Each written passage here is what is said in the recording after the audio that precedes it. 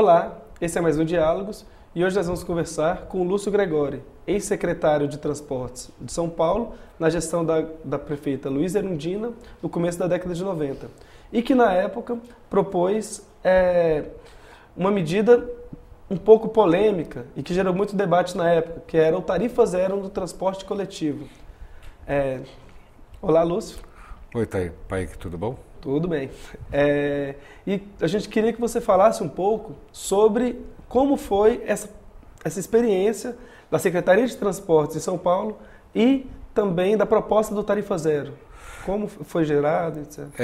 Você até usou uma palavra interessante, porque tem tudo a ver com a Tarifa Zero. Né? Você disse que era polêmica, né? De fato, ela é polêmica. O que é a Tarifa Zero? A Tarifa Zero é um nome de fantasia.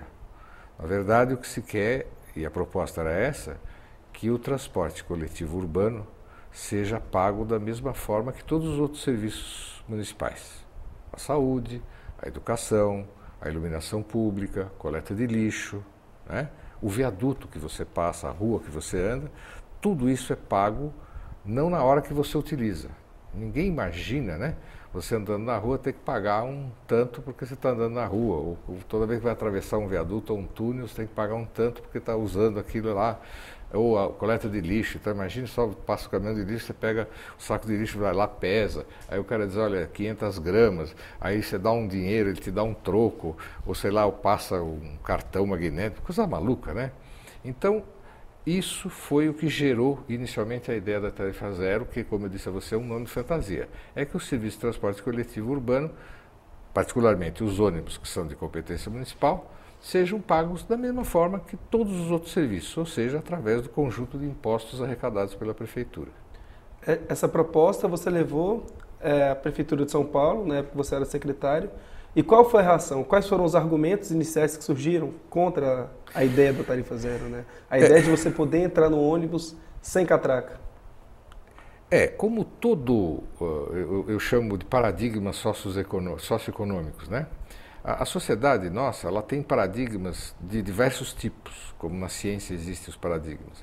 Mas eu chamo de paradigma socioeconômico, é um nome que eu utilizo, nem sei se existe essa terminologia, mas são formatos pelas quais a sociedade entende que devem acontecer as coisas. E, especialmente no que se refere a questões socioeconômicas.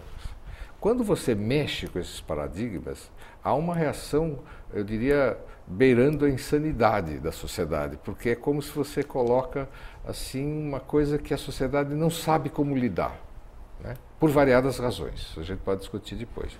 Então a Tarifa Zero tem essa característica, né?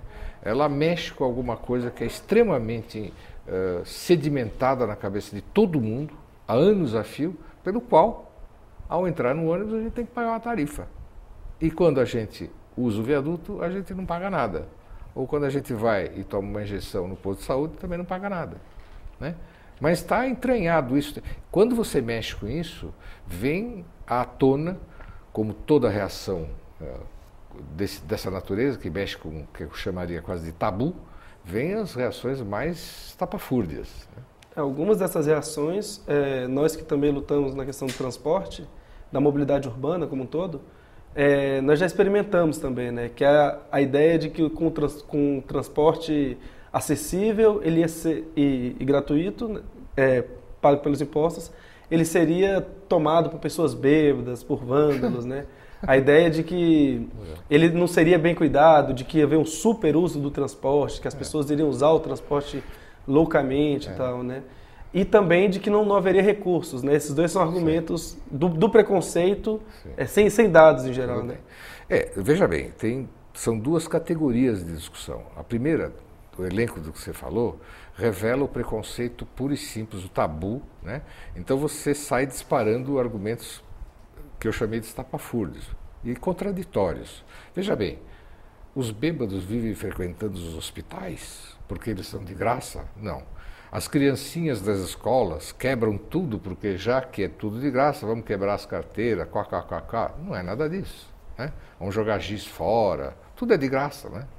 Ou então você não sei que outro exemplo que você me citou de preconceito, quer dizer, vai usar uso abusivo. O que é uso abusivo? Quer dizer, já que é de graça eu vou ficar passeando de transporte de ônibus o dia inteiro. Não, as pessoas trabalham, têm suas atividades, e seria de uma estultice, né? Ou então, todo mundo fica frequentando o posto de saúde porque ele é de graça. Quer dizer, é ridículo isso, não tem cabimento nenhum. Isso é preconceito, isso é porque mexeu com o tabu. A outra ordem de argumentação é não há dinheiro para isso. Bom, essa já é uma discussão. Agora a gente começa a cair no campo político, da disputa social, né? O que existe, na verdade, é um amontoado de recursos arrecadados na sociedade, sob forma de impostos, taxas, etc., nos vários níveis de governo, e isso depois é alocado nos diversos tipos de atividade do governo. Todos nós sabemos que essa é uma disputa. Aliás, a democracia tem essa grande característica, ela torna a disputa legítima. Está todo mundo disputando esse bolo de dinheiro. Leva mais quem pressiona mais, quem sabe melhor atuar dentro desse universo. Então, é possível que nos níveis de tributos existentes municipais hoje, não dê para fazer a tarifa zero. Bom, mas aí a gente se pergunta por que de repente não dá, né? É porque seguramente uma parte da sociedade está socializando esse custo que a gente chama, né? Grandes proprietários, comércio, indústria, etc., apesar do Vale Transporte, que já é alguma coisa nessa direção, mas com restrição, a gente pode falar depois, eles estão empurraram esse custo para os próprios usuários. Isso feito ao longo do tempo, os usuários também botaram na cabecinha deles de que tem que ser assim. Então, quando você vê uma greve de transporte, é muito curioso, né? As pessoas ficam angustiadas, eu não vou chegar no emprego, eu vou perder o emprego. Quer dizer, como se elas assumem a responsabilidade inteiramente. A mídia vem e diz, olha, mostra foto das pessoas disputando o espaço dos poucos ônibus disponíveis, etc. Então, cria-se um clima e consagra-se a ideia de que é responsabilidade do cidadão que vai andar de ônibus ele não chegar a tempo no trabalho porque não tem ônibus, porque tem uma greve. Insano. Já, passados alguns dias, começa a ficar mais claro. O setor de comércio, etc., começa a dizer, olha, tem que acabar com essa greve, porque o pessoal não está chegando, não só os que trabalham, mas os consumidores também não estão chegando, começou a dar prejuízo, o pessoal vai acabar com isso. Aí começa a ficar evidente que os grandes beneficiários do transporte, na verdade, não são os usuários. São aqueles que passam a ter os seus trabalhadores no trabalho e os seus consumidores nas condições de ir nas lojas e serviços para consumir comércio e serviço. Entendeu? Então, essa é uma discussão política. E aí, lá em São Paulo, no caso, você propôs, na época da sua proposta de tarifa zero, o aumento do IPTU, né? Naquilo que você chamava de impostos progressivos, né?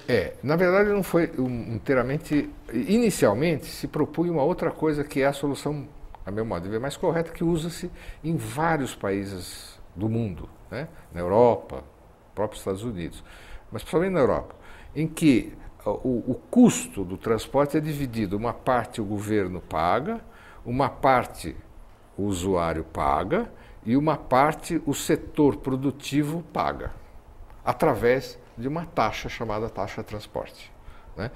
Esse o usuário paga, eu tinha eliminado porque as condições de renda do povo brasileiro são diferentes das condições de renda do francês, do inglês, etc. Depois a gente volta sobre isso, você vai ver que também não é bem assim, mas enfim. Então tirava a contribuição do usuário. E isso significava a criação de uma taxa. Isso era o ideal, né? Proporcional aos maiores beneficiários. Acontece que depois da Constituição de 88, você só pode criar taxas mediante legislação federal. Então não dava até fazer isso, anos a fio, talvez nem fosse aprovado, e aí não dava. Então usou-se um mecanismo direto.